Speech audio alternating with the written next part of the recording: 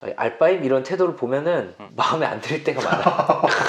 근데 내 선호도와 별개로 그게 좋은 건 좋은 거야. 이 사회에 이제 우울증에 크게 기여하고 계시는. 네, 안녕하세요. 내부자들입니다. 안녕하세요. 오늘은 저희가 왜 한국인은 우울증에 많이 걸리나 이거에 대해서 한번 얘기해 보려고 합니다. 그러게요. 이미 좀 우울해 보이시기도 하는데.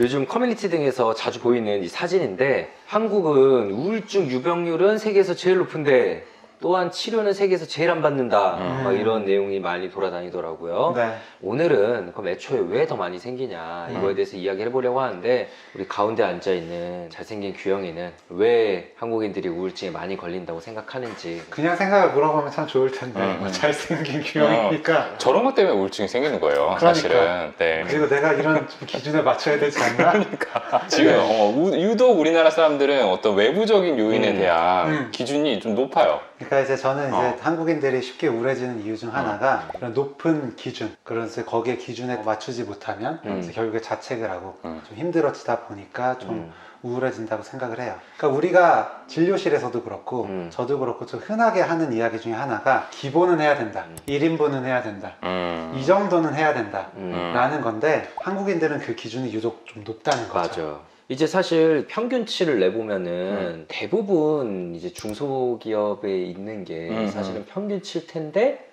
당연한 텐데 우리는 그거를 마치 인터넷에서 패배자처럼 얘기하고 약간 뭐 혐오와 폄하의 단어를 붙인 걸로 그거를 막 부르기도 하고 이렇게 하잖아요. 그런 것들이 기준 자체가 애초에 너무 잘못 잡혀 있다라는 거를 진료실에서도 너무 자주 느껴요. 연봉 같은 것들도 보면은 그렇잖아요. 실제로 우리나라의 그 중위소득 같은 것들을 보면은 뭐 그냥 딱 이런 수치가 있는데 뭔가 SNS 같은 것들에 이렇게 올라와 있는 생활 모습들을 보면은 그것보다 훨씬 더 높은 수준의 어떤 소비들, 뭐 여행이라든지 이런 것들을 하는 경우들이 많이 있는 것 같아요. 그러니까 저도 이제 기억나는 분 중에 한 분이 꽤 회사에서 5, 6년 차 정도 쌓였고 회사 규모도 좀 되다 보니까 연봉을 적지 않게 받으셨어요. 그런데 자기는 30대 지금 나이에 평균에 한참 못 미치는 소득을 벌고 있고 이렇게 벌다가 나는 나중에 집은 물론이고 잘못하면 그냥 길바닥에 나앉을지도 모른다 라는 이야기를 하시면서 힘드신 분이 계셨거든요.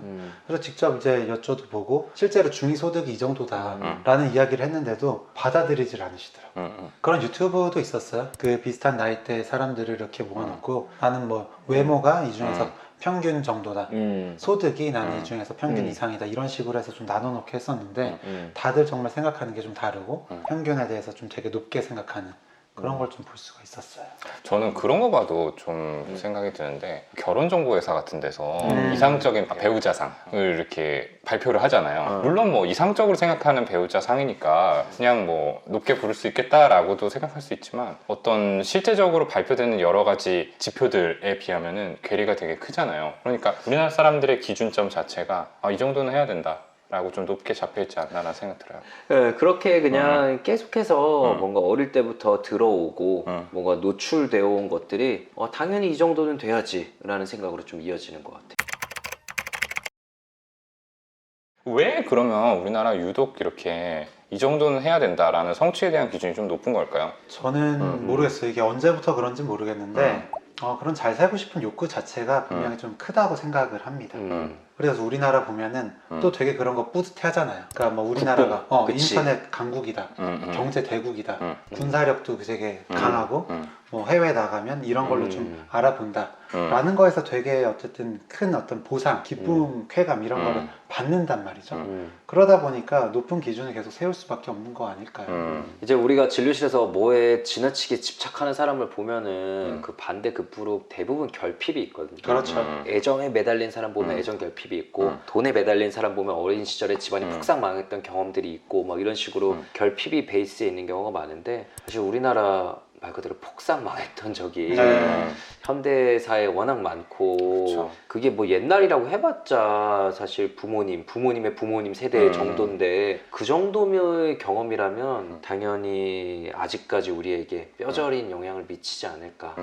결국 아이들에게 자신이 겪었던 결핍을 안 겪게 하려는 그 불안, 네, 그 불안이 어떻게 보면은 그냥 인간도 결국은 동물이고 생존과 번식의 가장 기본적인 그 목적에 부응하기 위해서는 얘를 살려야 된다. 살리려면은 결핍이 없어야 되고 그러려면 어릴 때부터 뼈 빠지게 노력해서 저 높은 기준에 도달해야 된다라는 그게 착착착 세뇌가 이루어져 오는 것 같아요. 그리고 또 우리나라 자원이 없는 나라잖아요. 석유 팔아가지고 국부펀드 굴리면서 축구 구단도 사고 이러면 얼마나 좋아요. 근데 이제 그런 현실이 아니었으니까 정말 이제 가진 게 없고 결국엔 교육을 통해서 뭔가 기술을 배우든 뭔가 지식을 쌓든 이런 것들이 이제 성공의 유일한 수단이 될 수밖에 없는 거죠. 국가적으로 봐도.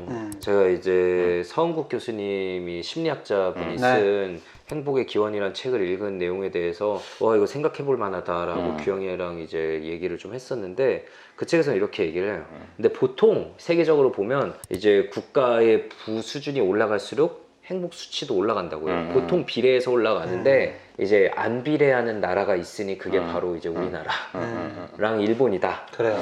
근데 대표적으로 이제 우리 머릿속에 떠오르는 북유럽 이런 데 얼마나 행복하냐. 그래서 거기는 왜 행복하냐에 대해서 사람들이 막 분석할 때 이제 사회적으로 복지가 잘 돼 있고 잘 사니까 그런 거다라고 생각하기 쉽지만 연구를 해보면 결국 그거는 아니고 결국 이유는 국가의 부가 행복으로 이어지기 위해서는 개인주의가 있어야 된다고 얘기를 하더라고요. 개인주의가 있어야지 이게 연결이 되고 개인주의라는 거를 딱 통계적으로 제거하면 그 연관성이 사라진다고 해요. 그런데 이제 우리나라는 일본이나 뭐 싱가포르나 돈을 많이 벌지만 행복 수치가 높지 않은 이유는 집단주의다라고 얘기를 하는 거죠. 그 집단주의가 문제가 뭐냐라고 얘기하면 당연히 강점도 있다고 얘기합니다. 그렇죠. 이런 이제 엄청난 경제 발전을 이루어오고 당연히 그런데 말 그대로 이렇게 한 팀이 되기 위해서 항상 희생해야 되고 심리적 자유도가 떨어진다. 맞춰야 되고 그래서 행복해지지 못하고 우울해지는 큰 특성 중 하나가 눈치 많이 봐서라고 생각을 해요. 진료실에서 많이 듣는 얘기는 취업 준비 기간이 길어지면서 친구들 모임에 못 나간다.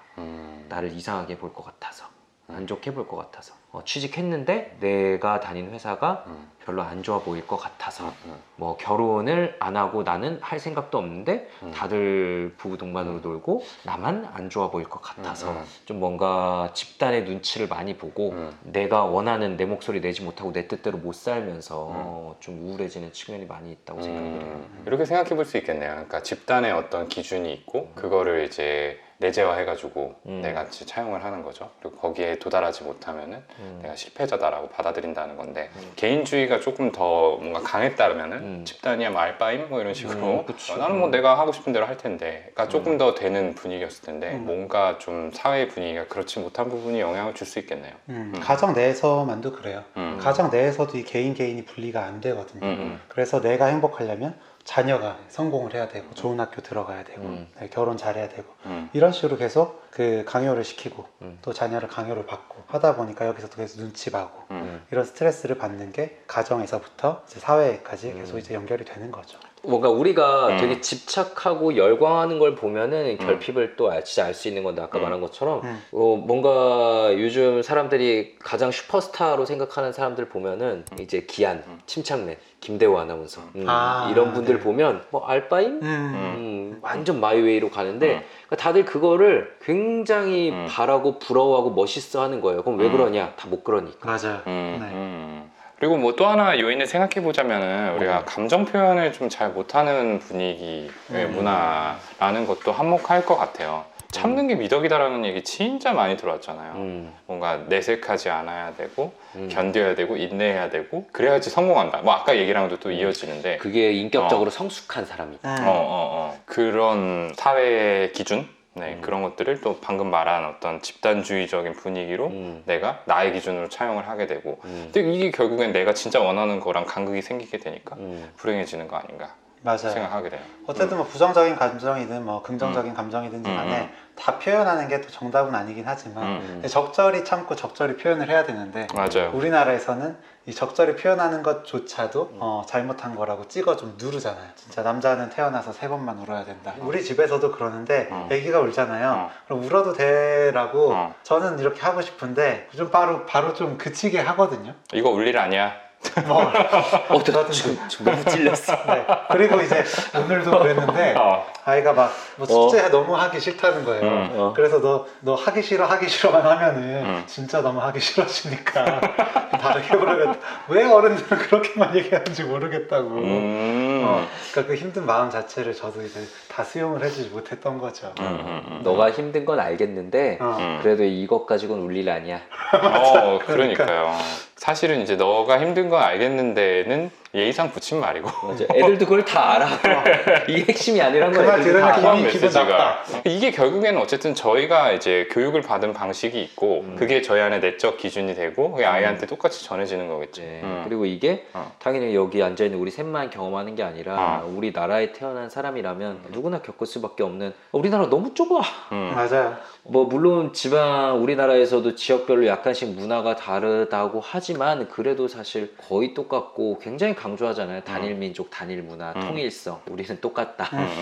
결국에는 이제 그 좁은 땅덩어리 없는 차원에 사람은 많고 그러다 보니까 이제 서로 이제 참고 배려해야 되는 상황이었던 거죠. 맞아요. 그래야지 다 같이 살 수 있는 거니까. 근데 그게 이제 뭔가 점점점 누적이 되었고 사실 지금은 그 정도의 상황이 아닌 건데도 우리 마음속에 그런 기준이 있는 거지. 제가 이제 오늘 그 주제 뭐 할까 하다가 이제 화병이 리스트에 있길래 화병에 대해서 찾아봤는데 화병도 결국에는 이제 참다가 맞아. 그게 신체적으로 정신적으로 이제 튀어나오는 거잖아요. 그런 거 보면은 이제 꼭 뭐 전후 뭐 이런 상황들만 영향을 준 거는 아닌 것 같고 그 이전부터 계속 어떤 문화들이 이어져서 이런 참는 분위기를 만든 것 같아요. 그래서 지금 드는 생각은 그런 유교적 가치관이 큰 몫을 하지 않았나라는 생각인데 항상 이제 군주가 있고 이 군주에 대해서 절대적으로 충성하는 걸 미덕으로 여기고 부모가 있고 부모를 거스르지 않고 좀 효를 다하는 거를 미덕으로 여겼었잖아요. 그러니까 뭔가 윗사람이 있고 아랫사람은 항상 참아야 되고 이런 분위기 속에 이제 그 아랫사람의 위치에 놓여지면서 그러면서 자연스럽게 이렇게 좀 누르고 참고 억압하는 게 사회적으로